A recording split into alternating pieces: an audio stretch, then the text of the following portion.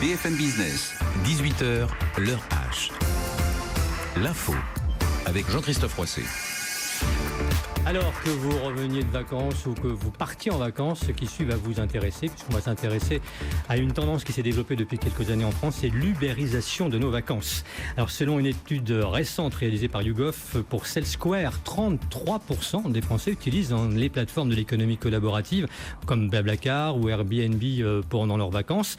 Maxime Courteigne, bonsoir. Bonsoir. Vous êtes responsable France de SellSquare. Alors SellSquare repose bien sûr sur l'économie collaborative. Vous vous mettez en relation des skippers du monde entier avec ceux et celles qui souhaitent partir en mer. On va y revenir bien sûr dans un instant dans le détail, mais avant cela, je voudrais qu'on parle de cette enquête YouGov que vous avez enquêté pour savoir quelles étaient les habitudes de consommation des Français vis-à-vis de ces plateformes collaboratives lors des réservations pour leur voyage. Alors, tout d'abord, quel est l'objectif de cette démarche en commandant cette étude? Alors déjà, avant de rentrer dans les détails de l'étude, je pense que c'est important de passer quelques secondes à expliquer ce que c'est que l'économie collaborative, parce que comme vous l'avez dit, on en parle énormément.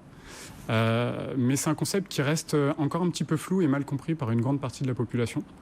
Donc l'économie collaborative, ça pourrait être caractérisé par l'activité de l'ensemble des plateformes qui mettent en ligne et qui mettent en relation une offre et une demande. Ça s'appelle des places de marché ou des marketplaces.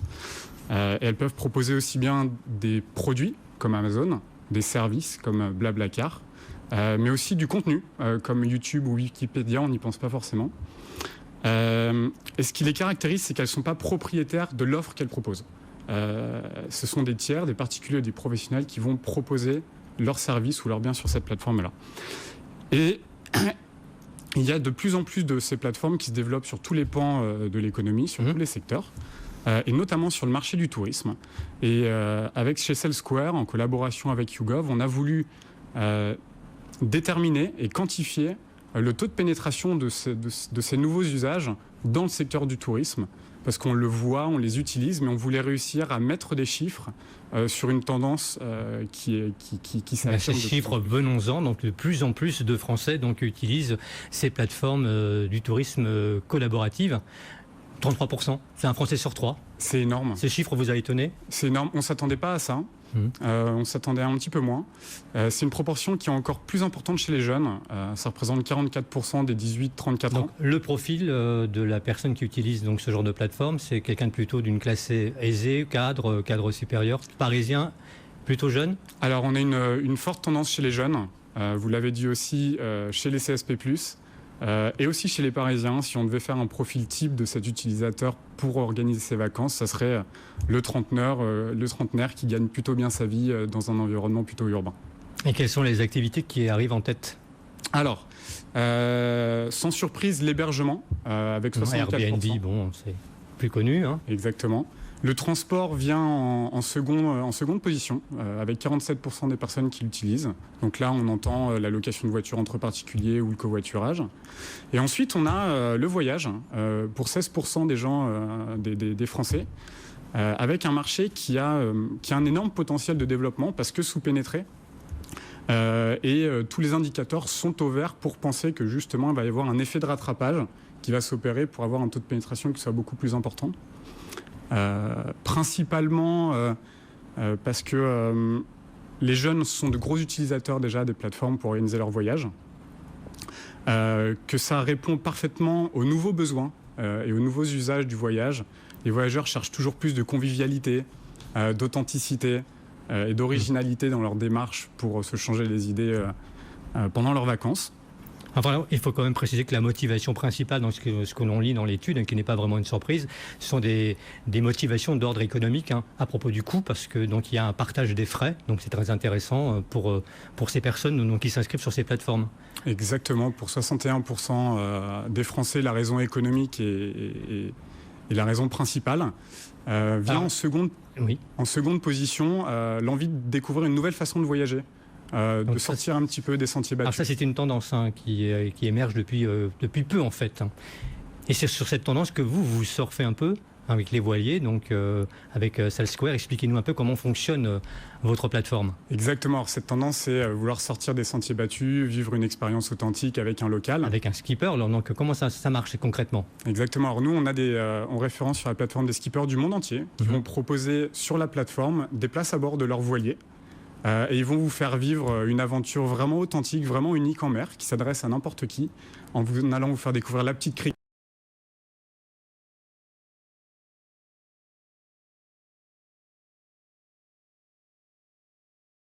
Pas comme tout le monde peut l'entendre, mais on va à des endroits qu'on peut découvrir uniquement par la mer, où il n'y a personne, où on va aller poser son ancre et se prendre un petit apéro au coucher du soleil. Donc il y a vraiment cette notion d'authenticité aussi de la vie à bord d'un bateau qui caractérise les voyages en voilier. Et ça marche bien. C'est une grosse tendance émergente en France. Il y a aussi de la concurrence. Il y a certaines plateformes comme Click & Boat qui proposent à peu près le même genre de service.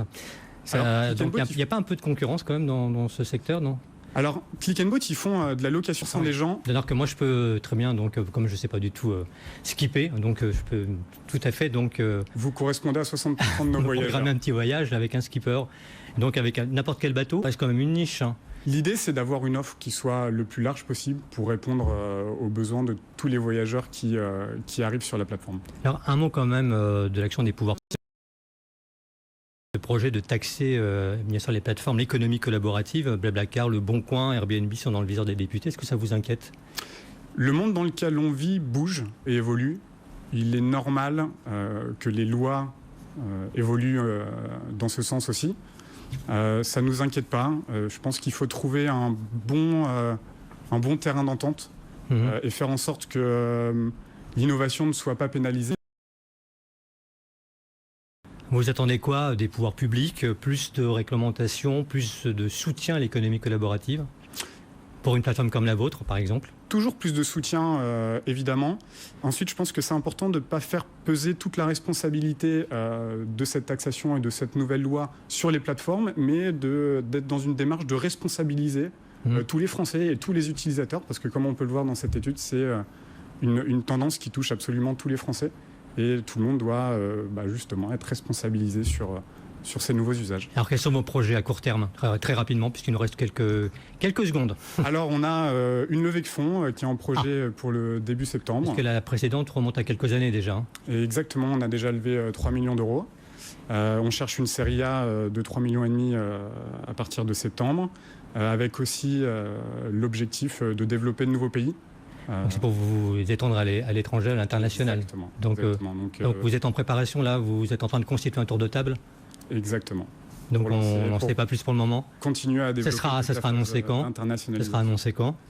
On est en phase pour le moment de terminer la saison qui est importante chez nous, et ensuite ce sera le projet de la rentrée. Eh bien bon vent, sans jeu de mots, Maxime Courteigne, responsable France de SailSquare. Merci d'avoir choisi BFM Business.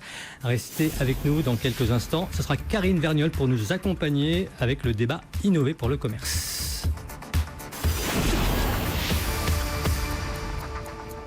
Cet été sur BFM Business, PME Stories donne la parole à des dirigeants de sociétés passionnés pour mettre à l'honneur les PME championnes de leur secteur. Découvrez ces entreprises françaises en route vers la croissance. Quelles sont leurs particularités? Comment arrivent-elles à se développer? Quels sont les